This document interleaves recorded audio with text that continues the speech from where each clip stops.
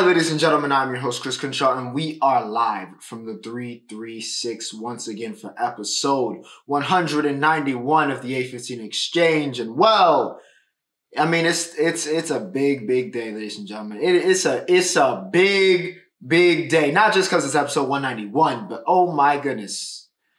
The March Madness. I mean, it's April 1st, by the way. Happy April Fool's Day. No jokes to go around today. But March Madness, the NCAA tournament, on both sides. Boy, do we have some stuff to talk about. And of course, it's the biggest day possibly in the history of women's college basketball with the two matchups we have going on, which we will talk about in the main events, as it deserves its main events. Speaking of which, if you want to skip ahead to that, timestamps, of course, are embedded in the video and are provided in the description below. And as always, my social media links are in the outro and in the, description below as well. Everything you're looking for in this life, as I always say, can be found in the description. As always, remember to like, share, and subscribe if you guys are enjoying the content. But without further ado, like I was saying, man, we got some things to discuss.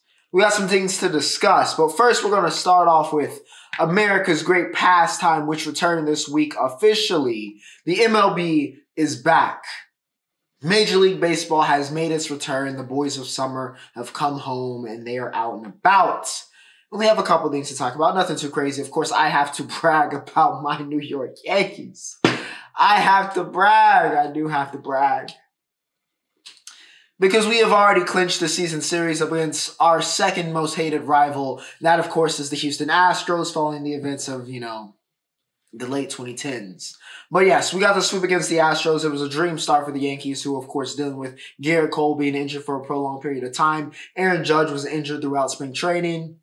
Started a little bit cold. Might take a little bit of, for Judge to get back into, Aaron Judge ways. But on the other hand, Juan Soto is off to a flying start. That boy is about to get paid by us, hopefully. All right, ideally by us. But yeah, Soto on fire. One of the very few Yankees in the history of the team, and that's, of course, a very storied history, to start off their Yankee careers with 4 straight RBIs in 4 straight games. So congratulations to Soto. He's been cooking. Cabrera's been cooking. The Yankees, 4-0 to start. 4-0 to start. We'll see how long that lasts. But yeah, a dream start for New York versus Houston. Let's talk about the rookies, all right? Because it's been it's going to be one of the compelling cases this year with the talent that should be coming up this year, could be coming up this year. And, of course, that's already here. The Texas Rangers, of course, are the reigning, defending World Series champions. And you would think, with you being World Series champions, your youth should already be on the team. Your young stars are likely already on the team. No. Evan Carter, who was a big part, you remember us talking about Evan Carter, a big part of why the Rangers ended up winning the World Series last year. Yeah, well, this is his official rookie year, so he's up. Little bit of a cold start for him. Wyatt Langford spent some of the least amount of time, ever in the minor leagues before being called up to the majors. Of course, the former Florida standout, he's up. Had a solid start to his career, batting over 300. Of course, it's only, 3 games into the season, depending on, which team you are. So, again, not too much to start off about, but Wyatt looking good. Of course, he has a lot of hype about him and what he could be in terms of that bat and a potential MVP candidate, down the line in his career. So, yeah, Langford and Carter, something to watch with the Rangers. Yamamoto, of course, looked much better. I guess his second start, technically, with the Dodgers. So, much better start for Yoshi. He looked, again, much better. The command was much better. 5 scoreless innings, 5 Ks, showing off the stuff. He looked every bit, what we expected Yamamoto to look like coming over and coming to the Dodgers. Dodgers, of course, have very, very high expectations. But yeah, should be a very interesting rookie class, ladies and gentlemen. Of course, we're not done with the people that could be coming out. We got, Dylan Cruz. Jackson Holiday literally hit a home run in his very first at-bat. Very first pitch he saw in AAA this year. He went yard. So, yeah, plenty of storylines to go by there. It should be very interesting. The MLB is back. The NBA is heating up. All right, man. We said tensions were rising last week, and they only continued. And honestly, yesterday caused me to alter what I was going to talk about on the show this week because I had a completely different segment kind of set up for the NBA this week, right? I was like, yo, the Houston Rockets, who went 13, and at the moment, we're 13-1 for the month of March. We're 1 game behind the Warriors. Jalen Green, we were going to talk about all that, but then Luka Doncic just said, nah. Luka was in God mode yesterday. He went for 47-12 in 3 quarters before they shut him down, and the score wasn't even really, the game wasn't this close. All right, 125-107. They break the 10-game, or was it 11-game win streak by the Houston Rockets. Luka ends the run, just completely dominates. It was otherworldly. I mean, if you saw the shot he made off of like the scoreboard in pregame, you knew what was up. You knew what was up. You knew what Luka was going to do. He is, he's just he's a different species. All right, the MVP race is heating up. I know Jokic is probably likely the favorite currently, but yeah, Luka and the Mavs, if they're going to make a run here late, then he might have something to talk about like that. Like I've been saying with Luka, we just need to see, I think, personally, Luka is the true heir to whatever the best, player in the world, at least until Wemby feels like taking it. Oh, we're going to talk about Wemby, by the way. I feel like Luka is the true best player in the world. He just doesn't have like the accolades or the championship success yet. So again, I want to see them make a run in the playoffs so we can really start to appreciate Luka Doncic for what he is. But yeah, he dominates. He ends the Rockets' run. With that said, though, man, what a run for the Houston Rockets. One of the best months, if not the best month for one team this year, even though they ended it on a little bit of a sour note. Jalen Green turned into a superstar this past month. The streets will remember March 2024 JG. The streets will remember it because he was one of the best players ever. All right, 29 points, 6 boards, and 4 assists a game for JG, who just made an incredible star turn after a horrendous, by the way, February he had.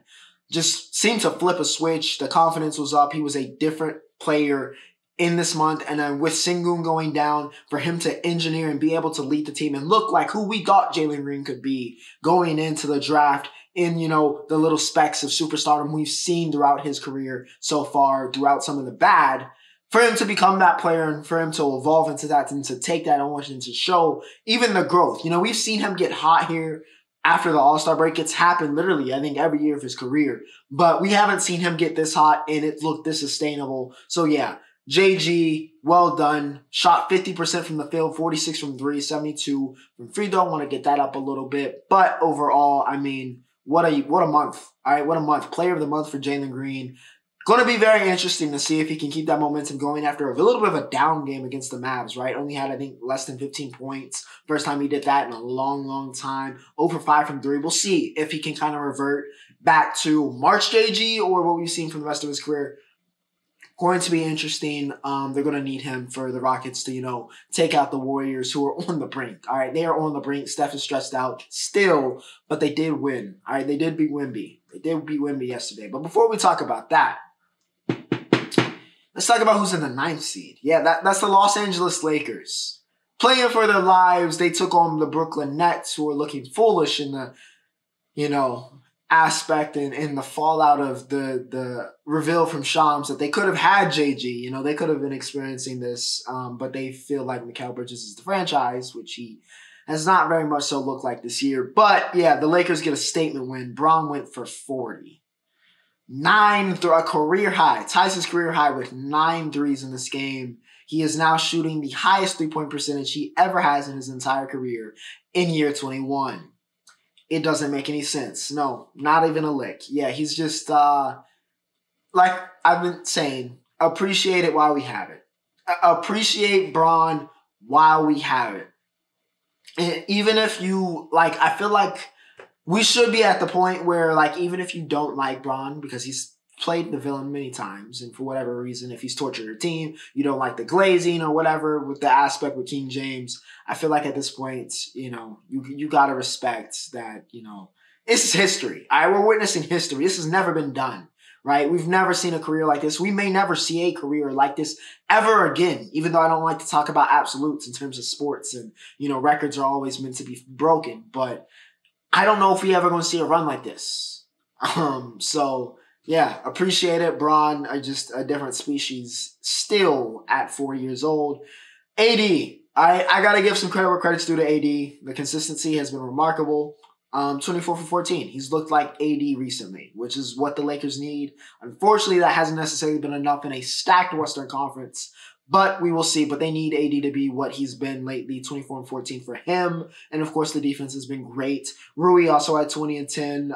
Cam Thomas has heated back up since coming back from injury. He had 30 in this game for the Nets, but like I said, they're kind of dead in the water. Lakers need to get hot here in April if they want to make a run here in the playoffs.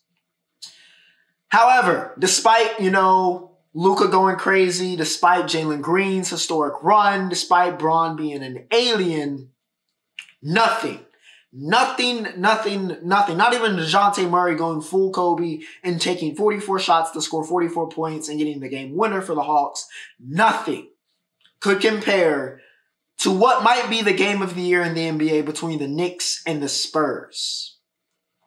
It looked like it was like a 2K game. Like a 2K online game. I was in disbelief when I saw the box score.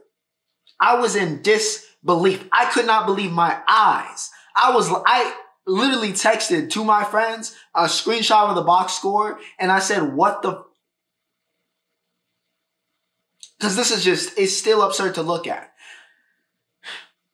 The San Antonio Spurs win this game in overtime, 130 to 126, which, sounds about right for the modern NBA. But better yet, this is the worst he's going to be. 40, 20, and 7. He had 40, 20, and 7. If you don't know who I'm talking about the alien. Victor Wembanyama is one of the best rookies, has completely, utterly, undeniably lived up to the hype and what was expected to him as a generational prospect, a once-in-a-lifetime prospect. He has lived up to it and some in his rookie year. One of the best rookie years I think we've ever seen. And if you look at from a numbers basis, if you look at him in when they post the graphic on IG for the rookie totals, he's leading our top 5 in every single one. Points, rebounds, assists, steals, blocks. If he's not number 1, which he is for 4 of those that I just listed, it's otherworldly. He's otherworldly. And he was otherworldly in this game. The game is going to be broken once it's done. We got 2 years. It's done. The game is done. All right, Wemby, 40, 20, and 7, joins a very elite club. Him and Shaq, the only rookies to do it since, medieval times in terms of the NBA. Jalen Brunson, though, had 61 in this game. He had 61 in an L. We were talking about Cat dropping 60 in an L. Brunson joins the exclusive list. He went 25 for 47 in this game. 47 shots, but it was an efficient, 61. So I can't really complain, even though he just demolished the, attempts record for the season from DeJounte Murray, who literally set that the game before, by the way, the 44. But yeah, 25 for 47. Brunson, just unbelievable. But Wemby would not be denied. He is the special one for a reason. He is the next one for a reason. Believe the hype, because Wemby has delivered on all fronts. Now, we rolling today. And we got a short entertainment segment. Nothing really happening. Well, excuse me. My bad. Listen, Beehive, don't get at me. I didn't listen to the album. I heard it was pretty good, though. Cowboy Carter's dropped. I, of course, didn't listen to it. If you listen to it, feel free. Let me know in the comments. Let me know wherever. Let me know how you felt about it. I didn't listen to it. I heard a lot about that Jolene song that, B did. And her rendition on the, of course, famous Jolene by the great Dolly Parton. But I didn't listen to it. I didn't listen to it, but we did have that happen. Besides that, absolutely nothing happened in music this week. Nothing happened. Well, movies-wise, Godzilla vs. Kong, came out, which has been very, very successful money-wise. I haven't gone to see it, though. However, Invincible. We continue the run of the best show currently on telly, with all due respect to Shogun, which I was about to talk about. But yeah, Invincible. She's arrived. She has arrived. I don't want to, that's one thing I will say. I absolutely detest how much y'all are spoiling. You cannot go online with Invincible. And it's a little bit the fault of how long the gap was from season 1 and season 2, and then the, gap in between the first part of season 2 and the second part of season 2, that people, which, it's cool to see them go back to the comics, but now everybody's just spoiling. Everybody's spoiling. Like this moment with Anissa arriving could be even better if people didn't spoil, oh, this is what Anissa is or this is what Anissa does, right? Like I hate that aspect. Enjoy, like the show enjoyers, even as somebody that's watched the comics, stop spoiling. Stop being like, oh, they shouldn't root for this person, or oh, they should, give this person some more leniency because of things they will do. They haven't seen that yet. Let them feel the emotions we felt reading the comics and for the twist, right? Let them enjoy the narrative. So that's a little bit annoying, but Anissa is here. She's even better than she is in the comics. By the way, looks exactly like, I don't know if she looks like Anissa in the comics, but she really looks like Sasha Cal. And I think that's kind of amplified by the fact that Sasha played, Supergirl in The Flash last year, and we've seen her kind of in a similar role to a Viltrumite. But she looks exactly like Sasha Cal. So, that was crazy. But yeah, Anissa's here. She is, again, on a different level from Mark currently. The speed, she's just a different breed. All right, but that boy Allen might have something for that. It's going to be interesting what gets cooked up there with him allowing himself to be taken, but also realizing, hey, I can take Viltrumites now. So yeah, the upgrades worked out. Of course, part of with Anissa arriving was that very haunting scene, which was TV exclusive. That was not in the comics, how Amber and Mark broke up. They actually broke up before this in the comics. But I think that was a really cool way to do it, with you kind of getting that juxtaposition, that classic juxtaposition of the show of, here's this really bright moment, really cool, really good. And then all of a sudden it just comes crashing down and they realize the reality of their situation, with Anissa just, being able to kill and use Amber how she wants to get Mark to do something. So yeah, Mark and Amber break up, still, amicable, but, that was a really cool way of doing that. But yeah, like I said, Anissa stole the show, as she should. And we will see, of course, what she does as the show goes on. As we get closer and closer to the finale, of course, Angstrom showed up at the end, finally. He was on smoke, so we're going to see what happened there. But yeah, Invincible, best show on television. I hate that they killed the hype a little bit. We get it back a little bit, from a week to week, we get it back a little bit. Of course, like I said, I am watching Shogun, which is phenomenal right now. I am in thought. I'm 3 episodes in. Blackthorn, Marik. Listen, I'm in. Hiroki by Sonata, by the way, is a legend. Absolute legend of telly, of cinema, of whatever, of the entertainment. He's just a legend. All right, he's so good as Tornega. But yeah, we're going to keep watching that. Of course, I'll talk about that as we get closer and closer to finishing that. But yeah, entertainment. A lot of TV this week. A lot of TV. Main event time, all right? College basketball, NCAA tournament. You know what time it is. All right, this is what you clicked on this for. So, time to deliver. Of course, we have reached the end, or we are in the middle of, for the women's game. But we have reached the end of the Elite Eight. It's time to find out who is going to the Final Four. Let's start off with the #1 overall seed and the team that I and many other people picked to go back-to-back. And, of course, that is UConn. They would be taking on the Illinois Fighting Illini here in the Elite Eight. And, honestly, it was a very close game for the first half or so of this game. And then UConn just decided that they had enough, which is what they've done for now 2 tournaments, where they've just kind of let teams linger, and then at a certain point, it's just like, okay. It's literally like the meme of the guy like leaning back, like UConn's like lean back, and then when it's like, okay, it's time to lock in. And when UConn locks in, nobody in the country has been able to touch them in the NCAA tournament. For 2 years now, not a single soul has been able to touch them, and Illinois and TSJ could not touch the UConn Huskies on Saturday. Woo! A 30-0 run. 30-0. Nada. 30 straight points unanswered to start off the second half. Put this game away for UConn. They win 77-52. Donovan Clingan looked every part of the monster that we thought Clingan was going to develop into. Yeah, he looked like that guy. 22-10. It says he had 5 blocks. I think the statistician may have been wrong because he may have had a triple-double with blocks. He was just a force. All right, Clingan was an absolute force in the Elite Eight, dominated Illinois, was a big reason why UConn was able to be so dominant in this game. Cam Spencer took the role of Tristan Newton in this game. 11-12, 5 for him. TSJ, we have praised him endlessly. But there is a reason. I mean, he's a star. But there is a reason why Terrence Shanahan Jr. is in school for a 5th year. This was why. 2 for 12 in this game for TSJ. Not a great way for one of the guys that's been, I guess, technically speaking, one of the premier players in college basketball. I guess over these past, 5 years, half a decade. He has been, I guess, one of the focal points. But yeah, not a great way to go out. 2 for 12. He got shut down. Straight up. He got shut down. He had been unstoppable. He had been floating throughout the tournament, really throughout the Big Ten tournament as well. But he got shut down by UConn. Danny Hurley, they had a great plan for him. And yeah, they just shut all that down. Domas got 17. He looked, did wonders in this tournament run for his own draft stock. But Illinois had nothing for UConn. They get smoked. Absolutely smoked. UConn is headed back to the Final Four, where they will be the favorites. Who will they be playing, though? Who are they playing? Once again, ladies and gentlemen, it is a major playoff or tournament where we have Alabama and Clemson. It's not football this time. It was basketball, and that is not what we expected because Clemson wasn't supposed to be here.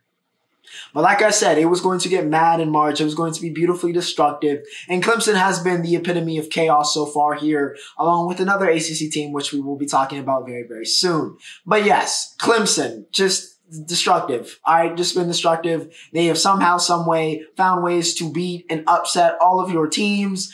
Would Alabama be next?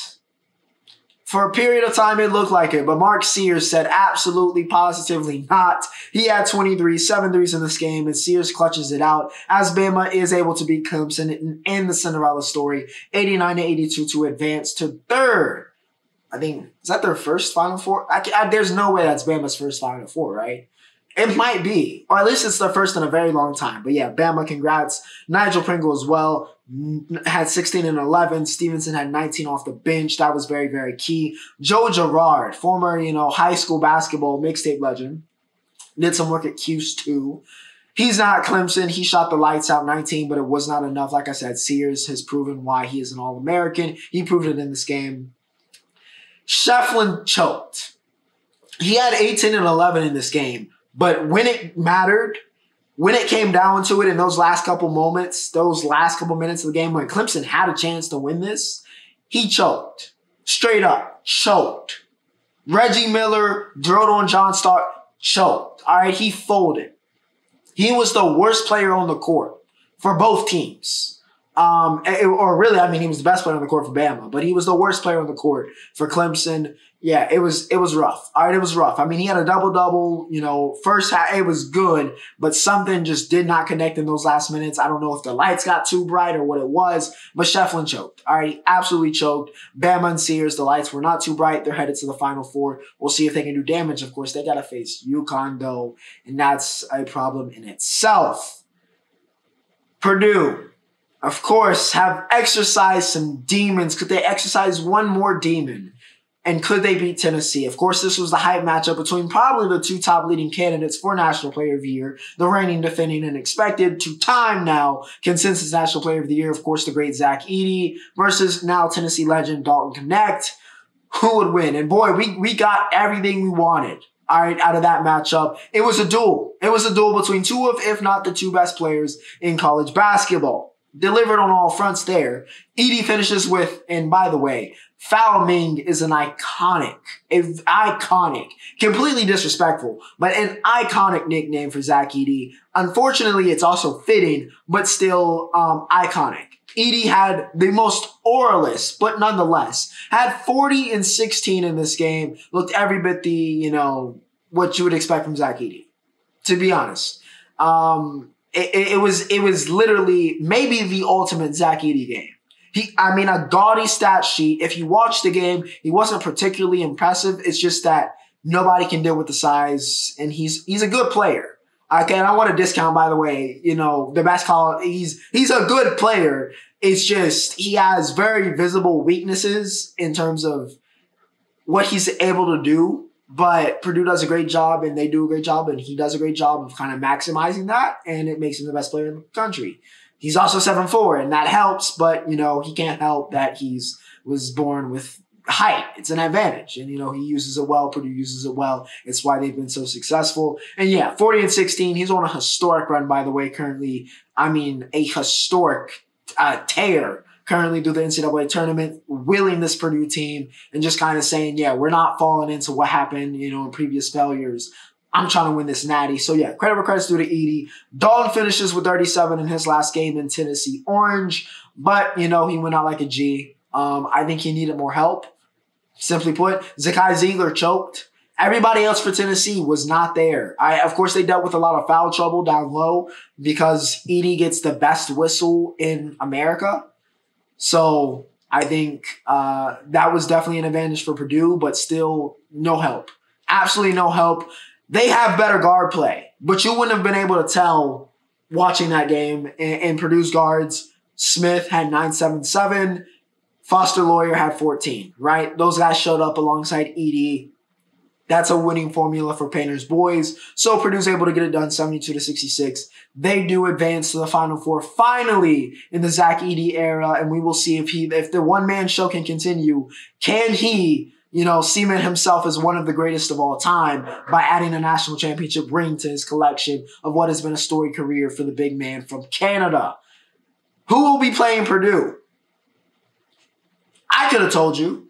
I mean, I literally did. I made a lot of people money, by the way. With the Purdue and NC State, I made a lot of people some money. I really should ask for 15%, I said State was going to win. I knew the run was going to end. I got a little bit of hope, but I didn't allow myself to get too much hope when it came to the Duke Blue Devils because I knew what this team was.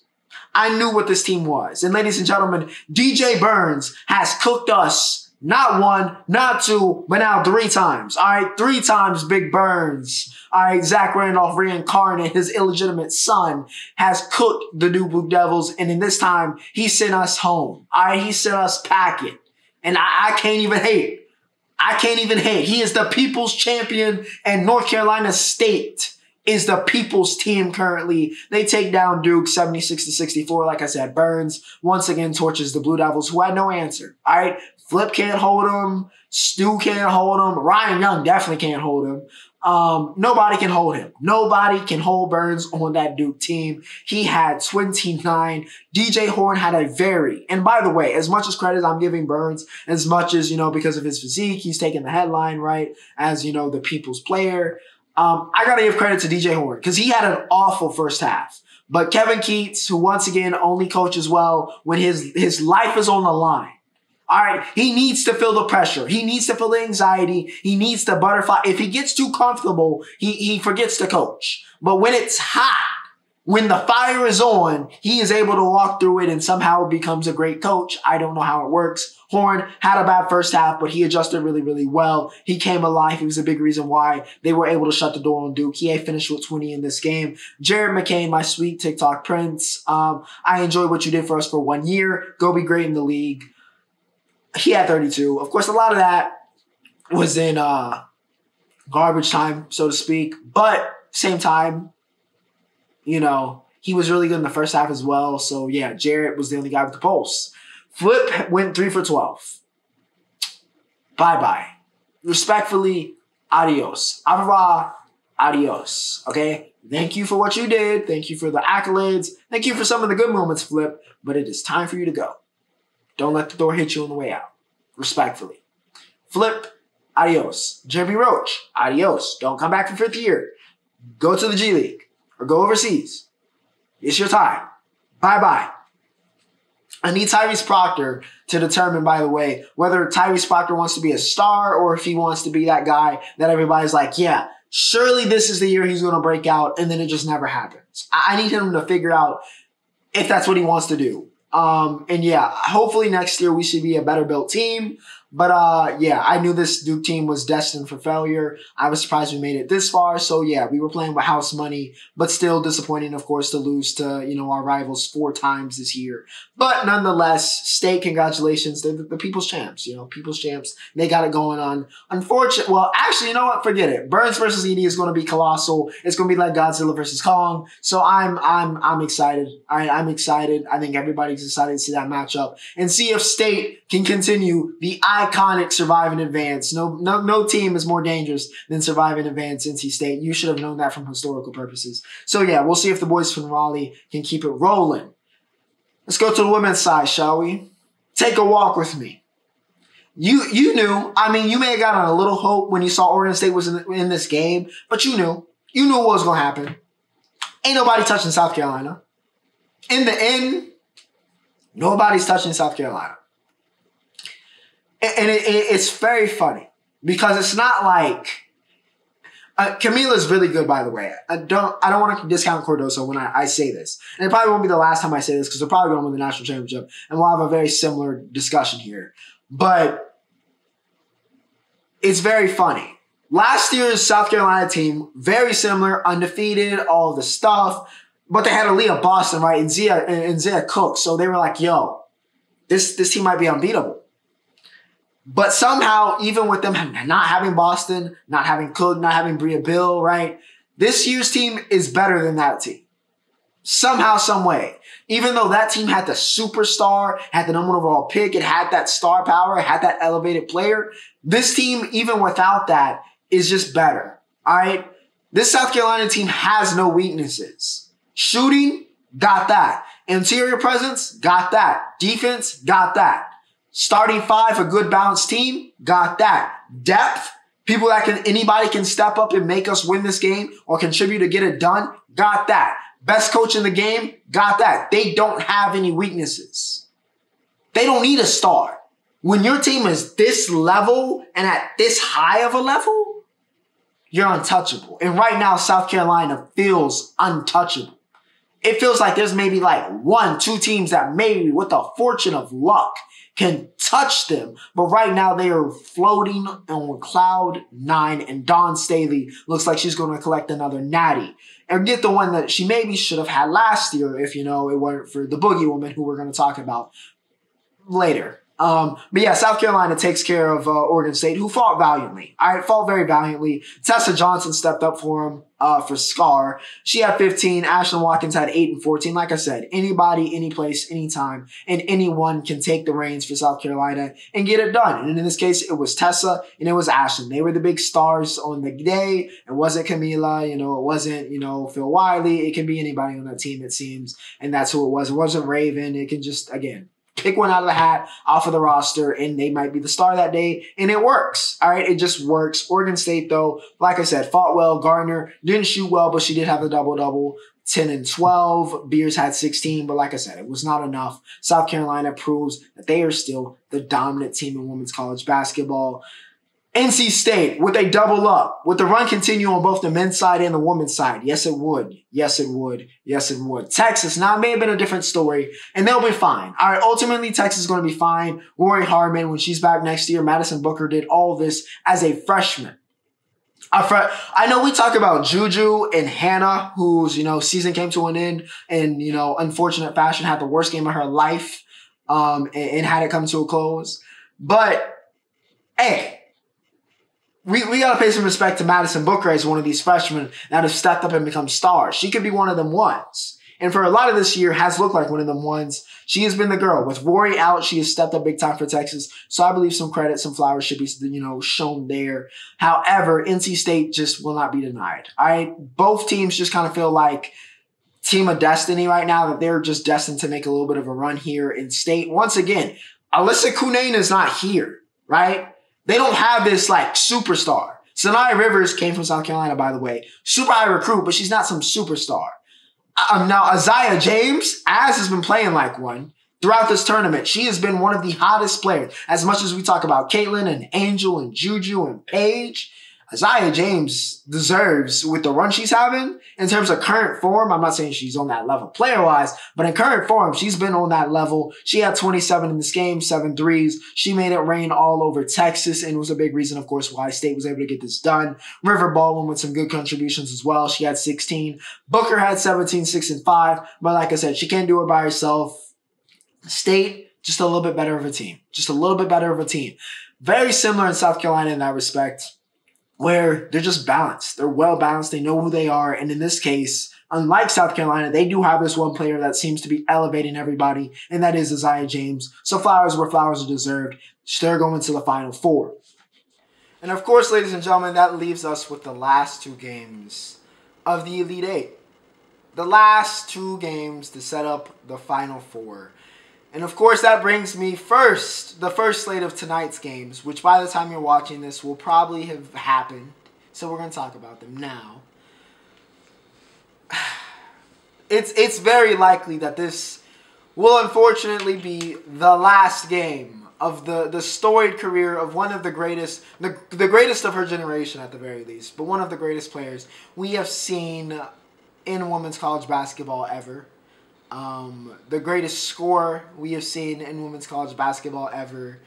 And the woman that has been at the focal point has taken center stage in this, I guess a little bit of like a revolution in a sense of women's college basketball, capturing everybody's attention and taking, the realm, taking the world over and just kind of taking command of what we expect from college basketball and becoming the definitive, scene.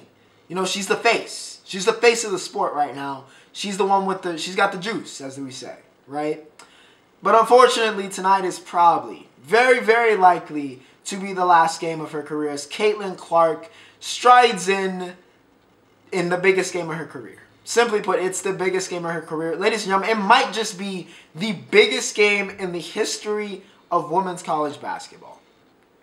It certainly will be the most watched, as last year it became the most watched, as Iowa and the great Caitlin Clark get their chance at revenge. Revenge for the championship against the most controversial, the most entertaining, the biggest, I don't know what you want to call them, however you want to describe them, but undeniably great.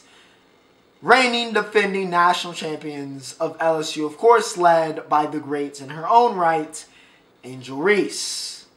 Of course, this was, the emphatic national championship matchup last year that, was the most watched women's college basketball game of all time. And, the race war that somehow ensued out of it. And the taunting and, how should women be perceived in sport. And just the entire conversation, right?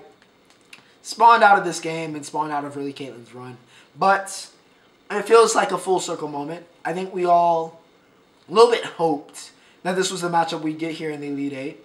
That this was the matchup, certainly that, for people that are conspiracy theorists, was like, yeah, it's rigged. Surely we're going to get LSU versus Iowa. And honestly, I was concerned for Iowa against Colorado. But then Caitlin Clark decided, oh yeah, I'm Caitlin Clark. And I'm the best playmaker on God's green earth. And that's essentially what happened, and they destroyed Colorado. But I don't see that happening. As much as I love Caitlin, and as much as I would love, to be truthful with you, I would love to see her cap this off with a national championship. I think that would be the perfect way to just kind of storybook her career and what she's done for the women's game. I think there's nobody more deserving and nobody more fitting of getting that national championship honor than Caitlin Clark and that Iowa team. I think it would be the perfect cherry on top of this era. Unfortunately, we don't live in a perfect world. We don't. Maybe if we did, they would have won last year. But I don't think they're getting revenge because I just don't think Caitlin can do it by herself. Respectfully. As much as, Kate Martin and Hannah Stolke, and as much as we respect them, I just don't think she can do it herself. And this LSU team is specifically built. If they are built to beat any team in the country, they are specifically built to beat Caitlin Clark and Iowa. Specifically. Alright? Anissa Morrow, Angel Reese, two dominant forces inside that are going to give Iowa, who are not great inside, by the way, as it's Hannah Stolke and then who else, right? They got nobody that can really, and Stolke's not on, Anissa or Angel's level, respectfully. But yeah, she's going to need to be tonight, but she's not. Respectfully, she's not. And then you have Flau'jae Johnson, who's taken a star turn, almost might be the best player on this LSU team, to be honest. With how she's been playing in the tournament, her defensive capabilities, the energy she provides. This Iowa team doesn't rebound great. LSU rebounds. They play with effort. They play with, if you deny them anything else, they play harder than everybody else. Iowa has a couple lapses here and there. Haley Van Lilith has had a really rough tournament. She's been a really rough year with LSU, but she's still very talented. She's still HBL at the end of the day, right? And while LSU isn't deep, you know, it's not like we can say the same about Iowa either. So I think this is Caitlin's last game. I think this is the last of a great career. I hope she goes out on her shield. I expect her to go out on her shield. I hope she doesn't get, you know, super frustrated. I think it's going to be a very emotional game, especially towards the end of this game, regardless of whether it's a blowout or if it's close. But I think this is the end. I think this is the end. I think it's the end of the chapter, which is really somewhat bittersweet for me because I've really enjoyed this era. And it's been bittersweet for me, honestly, for a while with, you know, Liz getting hurt and knowing Virginia Tech was going to go out like that. For when Cam and Stanford went out, it's been bittersweet. And I think this one, even more so than if Paige loses later on against USC or in the national championship or, you know, or if LSU loses, I think it's really going to hit tonight if and maybe when Iowa loses. Just kind of the end of this era and how special it was. And I hope that we don't take what Caitlin did and kind of what Angel did and what this excitement, this energy, even the talk. For as much as some of it has been annoying and incessant and bad with some of the racism and just kind of the sexism and all of that, but just overall the attention and the respect that the game has longed for, that has now been given, I'm going to miss this, and I'm going to miss what Caitlin Clark brought to the game and seeing what, you know, 22 in Iowa were able to do. So this kind of sounds like an block. She could still very much so win, but it's going to definitely take one of the greatest games we've ever seen from Caitlin Clark to win this game, which is fully possible knowing her. But yeah, it's going to be really, really, really tough. It's going to be really tough for them. Of course, the second matchup, which is almost equally as good, is UConn versus USC, featuring former #1 overall recruit Paige Bueckers versus reigning defending #1 overall recruit Juju Watkins. Which is another, you know, it's a little bit of a combination of the future of the sport and Juju, the one who's supposed to take the torch, versus the woman that was supposed to carry the torch, right? It was supposed to be Paige, and if it not for injuries, it might be Paige and Caitlin. And still, here at the end, we kind of ended up with Paige and Caitlin as the torchbearers, but, you know, Paige was supposed to, you know, be the face of the sport currently, and while she still is one of the, but not quite, of course, on the popularity level of Caitlin. But she has been dominant. Dominant in this tournament. She is making a run. All right, Paige Bueckers is in full effect looking like arguably the best player in women's college basketball, which some people believe that she is, even over Caitlin Clark. So, yeah, this is a big run for Paige and them. It's a really big run. It's a statement run. And this is a legacy game for her. Against Juju, who I think a lot of people have tabbed as the next one. Paige can make a reminder to say, yeah, she's the next one, but it's still my time. And I think UConn gets the win here, as much as I would love to say fight on. Just like I would love to say I was going to win versus LSU. I think UConn with Aaliyah Edwards and what that team is made of, I think they get it done. I think Paige is just on one of those runs. Juju, for as much as we talk about her scoring, she's not very efficient. And I don't think her efficiency and struggling with that in the green light I don't think she's going to be able to do that against UConn and against Gino. I think they'll make her pay if she shoots 8 for 28 again or, you know, 9 for 24. I don't think she's going to be able to do that in this game and be able to get away with it. And yeah, I just think it's Paige's time. I think it's Aaliyah's time. This is they want, you know, what has been denied to them for, you know, for 4 years. This was supposed to be their era. And they're looking to reclaim it, and I think they take it tonight. But yeah, it's going to be a historic night. 2 of the best games you can get. I would highly advise, if you're watching this before the game, tune in. All right, tune in. Even pause this episode to go tune in because, yeah, this is going to be one of the greatest nights I think we've ever had for women's college basketball. And, yeah, I think it's the end of an era a little bit. So, yeah, enjoy it. Enjoy it. If you do nothing else, just go watch it just so you can enjoy it one last time. Because either way, regardless of who loses on either team, it's the last time you get to see it, at least until they go to the WNBA. So enjoy it while it's here. It's going to be fun. Women's college basketball on top. Simply put, on top. With that said, ladies and gentlemen, we have reached the roundup. And with that said, man, what a week for Liverpool. what a week for Liverpool, man. You know, Man City and Arsenal, you know, took all the acclaim and, you know, they've been, you know, took a little bit of the fire from Liverpool, who had held down the Premier League for the past 5 years. You know, why Man City, you know, before they got the machine last year. You know, it was Liverpool's.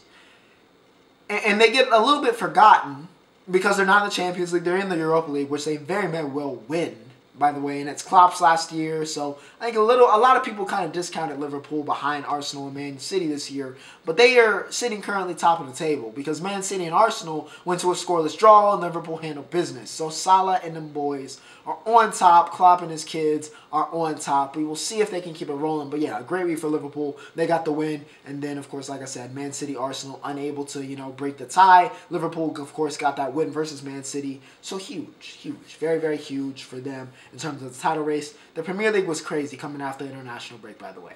Absolutely nuts. All right, nuts, crazy coming out. It was a crazy week.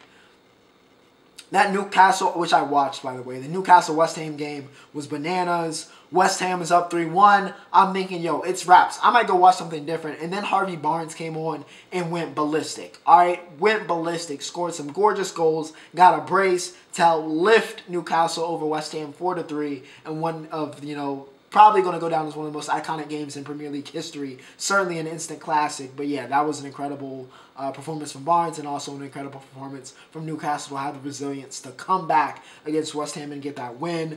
Man U choked after stealing the game in the 96th minute, choked in the 99th. By the way, just a stoppage time, not even extra time, just stoppage time.